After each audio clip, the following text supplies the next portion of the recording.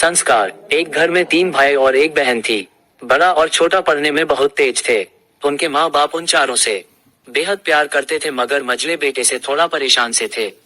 बड़ा बेटा पढ़ लिख कर डॉक्टर बन गया, छोटा भी पढ़ लिख कर इंजीनियर बन गया, मगर मझला बिल्कुल आवारा और गंवार बन के ही रह गया। सबकी शादी हो गई। बहन और मझले को छोड़ दोनों भाइयों ने मैरिज की थी। बहन की शादी भी अच्छे घराने में हुई थी। आखिर भाई सब डॉक्टर इंजीनियर जो थे, अब मझले को कोई लड़की नहीं मिल रही थी। बाप भी परेशान, माँ भी। बहन जब भी मायके आती सबसे, मगर मझले से कम ही मिलती थी, क्योंकि वह न तो कुछ दे सकता था और न ही वह जल्दी घर पे मिलता था। वैसे वह दिहाड़ी मजदूरी करता था, पढ़ नहीं सका तो नौकरी कौन देता। मझले की शादी किए बिना बाप गुजर गए।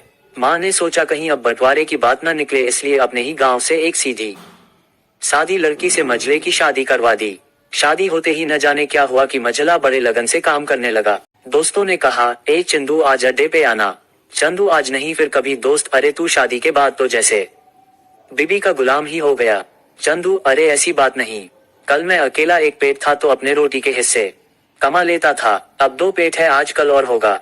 घर वाले नालायक कहते हैं मेरे लिए चलता है, मगर मेरी पत्नी मुझे कभी नालायक कहे तो मेरी मर्दानगी पर एक भद्दी गाली है, क्योंकि एक पत्नी के लिए उसका पति, उसका घमंड, इज्जत और उम्मीद होता है। उसके घर वालों ने भी तो मुझ पर भरोसा करके ही तो अपनी बेटी दी होगी, फिर उनका भरोसा कैसे तोड़ सकता हूँ। कॉलेज में नौकरी की डिग्री मिलती है और ऐसे संस्कार माँ बाप से मिलते हैं। इधर घर पे बड़ा और छोटा भाई और उनकी पत्नियां मिलकर आपस में फैसला करते हैं कि जायदाद का बंटवारा हो जाए, क्योंकि हम दोनों लाखों कमाते हैं मगर मझला ना के बराबर कमाता है।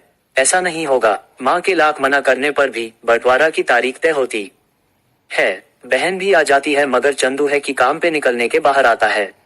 उसके दोनों भाई उसको पकड़कर भीतर वकील कहता है, ऐसा नहीं होता, साइन करना पड़ता है। चंदू, तुम लोग बंटवारा करो, मेरे हिस्से में जो देना है दे देना, मैं शाम को आकर अपना बड़ा सा अंगूठा चिपका दूंगा पेपर पर।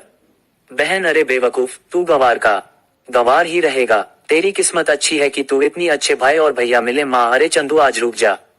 बंटवारे में कुल 10 बीघा जमीन में दोनों भाई 5-5 रख लेते हैं और चंदू को पुश्तैनी घर छोड़ देते हैं। तभी चंदू जोर से चिल्लाता है, अरे हमारी छुटकी का हिस्सा कौन सा है।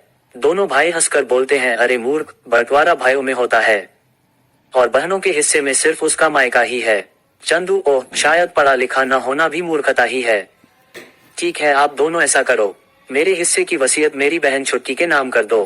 दोनों भाई चकित होकर बोलते हैं, और तुम। चंदू माँ की ओर देख के मुस्कुरा के बोलता है, मेरे हिस्से में माँ है ना। फिर अपनी बीबी की ओर देखकर बोलता है मुस्कुरा के, क्यों चंदूनी जी, क्या मैंने गलत कहा। चंदूनी अपनी सास से लिपट कर कहती है, इससे बड़ी वसीयत क्या होगी मेरे लिए कि मुझे माँ जैसी सासू मिली और बाप जैसा ख्याल रखने वाला पति। बस यही शब्द थे जो बंटवारे को सन्नाटा में बदल दिया।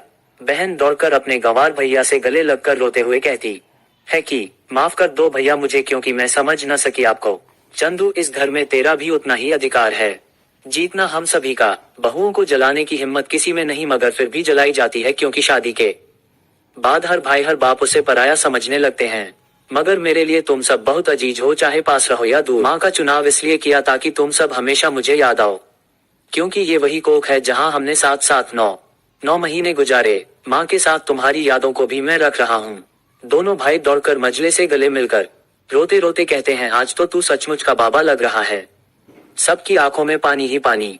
सब एक साथ फिर से रहने लगते हैं।